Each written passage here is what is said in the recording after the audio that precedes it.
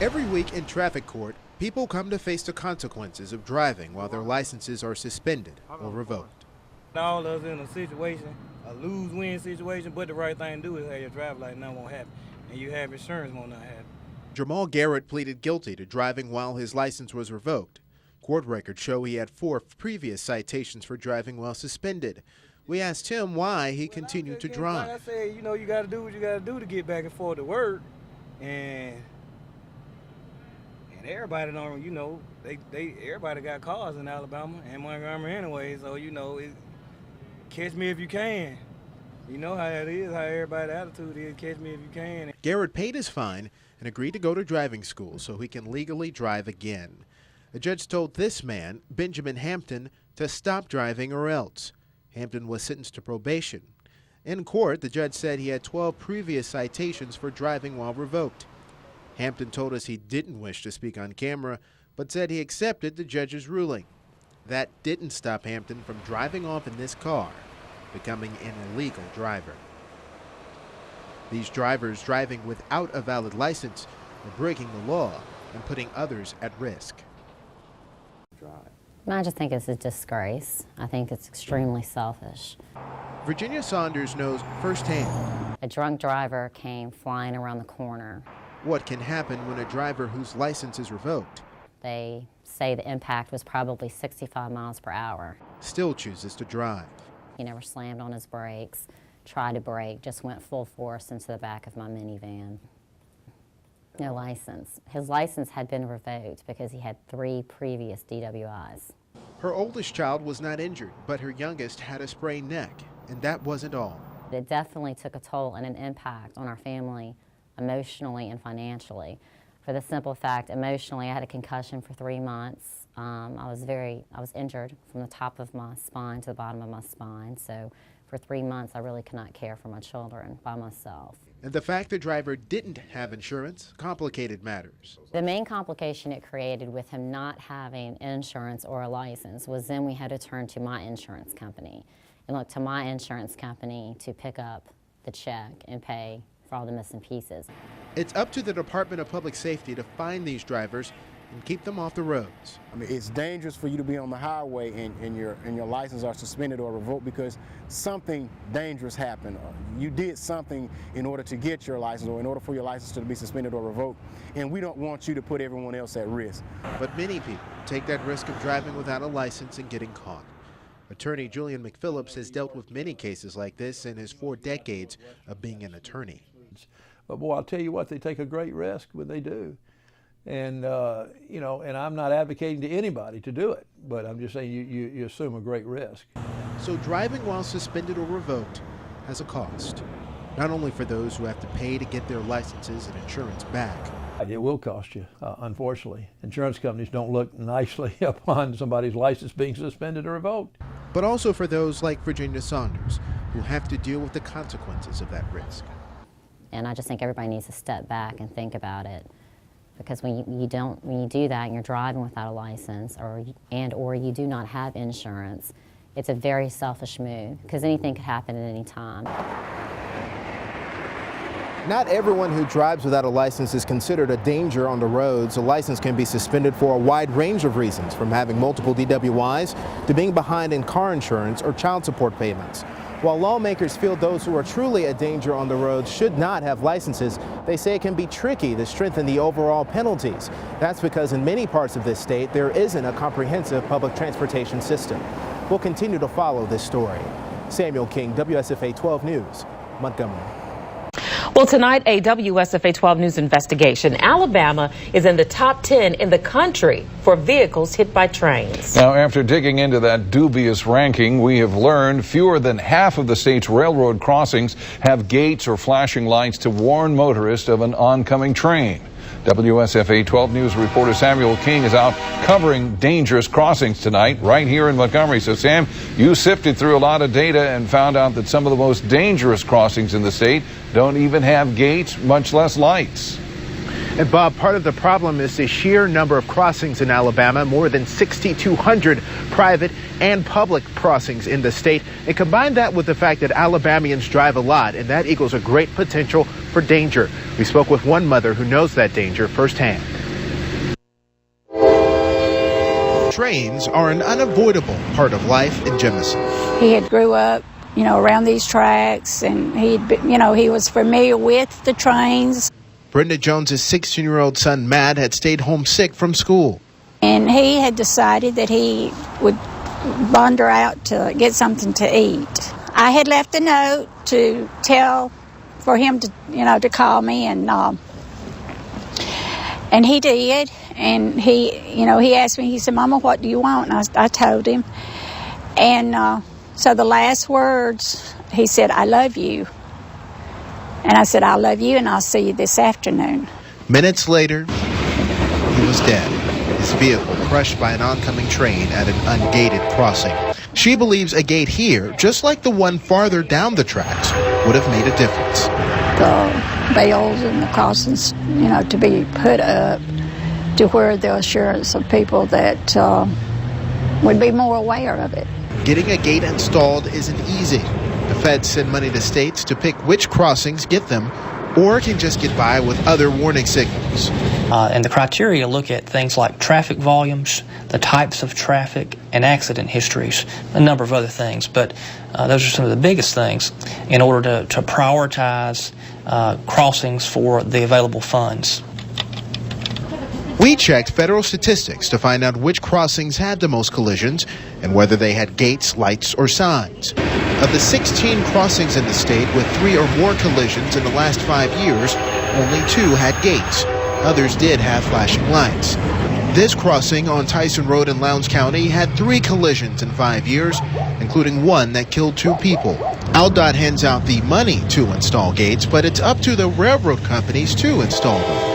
The $5 million the state got last year paid for 25 to 30 crossing upgrades. But that still leaves 60% of Alabama's public crossings unprotected by gates or flashing lights. So we're making steady progress. It's a slow gain in how fast we can install active protective devices.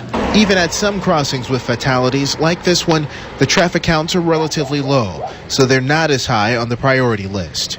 We make every effort to get the projects in place with the railroad companies so that we can get the crossing protection out there where it's needed the most. But gates alone won't solve the problem. Operation Lifesaver works to reduce the number of deaths at railroad crossings and rights of way. The best safety equipment is the driver that makes the right decision. And you may think you can beat that train, but one thing to think about is even if it's a tie, you lose. Brenda Jones hopes her son's case will lead others to heed that advice. Just be more cautious at a railroad crossing, look both ways, because I have looked and then get across, there'd be a train. And I spoke with a CSX spokesman tonight, and he tells me that the railroad companies actually don't have the authority to install gates at crossings because gates are considered traffic control devices, not railroad traffic control devices. And he also says that CSX at least works to make sure the sight lines at railroad crossings are clear and also make sure that the horns on trains are in working order because, Bob, those are an effective safety device as well. If you drive, you've probably shared the road with an 18-wheeler. Over a 5-year period, federal statistics show the number of fatalities involving those big rigs remained relatively flat. Right, 122 in the year 2005, 120 in 2010, but beginning in 2006, those numbers spiked alarmingly to 146. There were 139 in 2007, 133 in 2008. That's when Alabama state troopers began a concerted effort to do something about these fatalities, trying to reduce the number. Tonight, in a second part of a WSFA 12 News investigation, reporter Samuel King shows us how state troopers are bringing the numbers under control. Sidney Thomas went to prison for manslaughter after this 2003 accident that killed one teenager and seriously injured Suzanne Easdale. And the fellow driving the truck, the wreck was on the news, and they showed him, and he was crawling around on all fours. That's how high he was on his cocaine. Truckers are supposed to account for every single hour on the roads. Thomas could not account for a 12-hour period before the accident. He later told investigators that during that period, he smoked cocaine. He also told troopers while his truck had no mechanical problems, he did not have the documents to prove it. Logbooks are one of the items troopers check as they conduct random inspections along the state's highways. This day, they're stopping trucks on US 231 in Elmore County. All righty. If you will pop the air, check your low air light. The logbooks are important because they can provide clues to one of the leading causes of accidents, driver fatigue. Finding false logs, finding where drivers are driving over the allotted number of hours they're allowed to drive during the day. And in such cases that we are placing the drivers out of service, giving them a mandatory break time that they've got to take. The results of these random inspections are another example of how the trucking industry is taking safety more seriously. Troopers report they're finding fewer critical violations in the vehicles they stop on the roads. Getting in this truck, according to safety, it's just like waking up in the morning not putting no clothes on. If you don't do right when you take off, have your paperwork and everything, you're going to get in trouble. And there are few truck drivers who get in less trouble than Ricardo Jackson, the Alabama Trucking Association's Driver of the Year. He's worked for Charles G. Lawson Trucking for 24 years and has never been involved in an accident. For him, safety is second nature. My opinion, it's all in your mind. If you want to do it, you'll do it. If not, it's just something you want to do. His company has a pretty good safety record, too. CEO Billy Rutan says it's a top priority, even while it's hard to keep up with all of the regulations. And it's a lot more complicated. And, you have more eyes on you. You got people with cell phones out on the road, calling in and so forth. So drivers have to be a little more alert of their surroundings. The Federal Motor Carrier Safety Administration scores carrier companies in 5 categories. Unlike the grade on a math test or the SAT, the higher the score, the worse a company is doing in a category. Just this month, the Fed shut down BM&L Trucking based in North Alabama. It had scores of 90 plus in 3 of the key categories. A lot of companies are failing to make the grade. We found at least 100 based in Alabama that had scores in a serious threshold when it came to unsafe and fatigued driving. One even had a 90-plus score for drugs and alcohol. And that's just the companies in Alabama. Many out-of-state companies have trucks that pass through Alabama every day. During its random inspection, troopers stopped a truck registered to Ford Truckers Incorporated, based in Morganton, North Carolina. While the driver had no violations on this day, the latest federal report shows the company exceeds federal standards for fatigued drivers.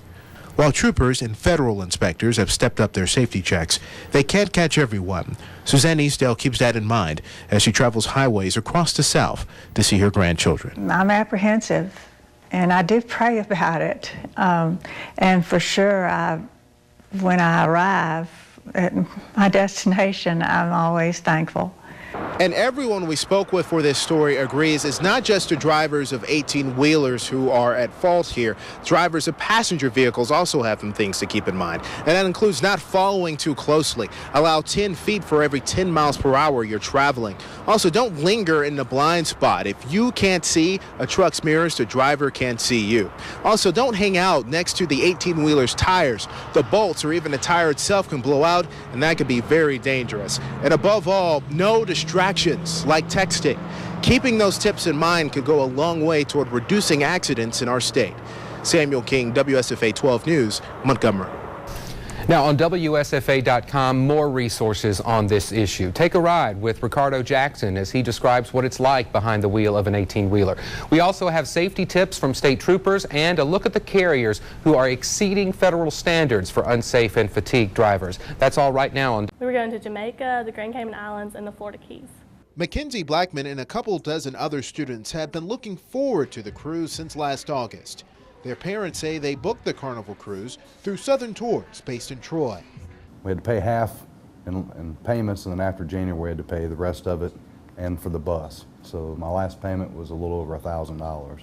But just days before the students were to set sail on May 29th, the group found out that Southern Tours went out of business last fall, and the group was out $26,000.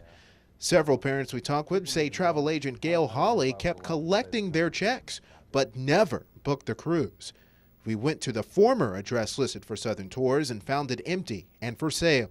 It took a lot of money for this cruise for a lot of people, and now we've lost the money and we've lost the trip. Yeah, she had letterhead, Carnival letterhead, and everything looked legit. The pamphlets, all of it looked legit. And parents and students tell us that students here at Laverne High School booked a cruise through the same company last year and reported no problems. In a statement to WSFA 12 News, Carnival said Southern Tours made 3 bookings last summer for a cruise on May 29th. All were canceled due to a lack of payment. A spokesperson said, regrettably, there is nothing we can do in terms of protecting the reservation for this group, and the voyage in question is sold out.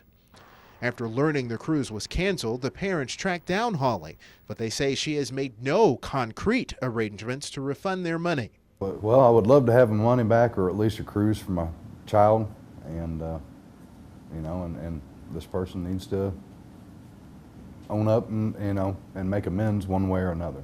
We left 2 messages for Hawley on separate occasions, and she still hasn't returned our calls. Many of the students would still like to go somewhere after graduation, but it likely won't be on a cruise. Samuel King, WSFA 12 News, Luverne.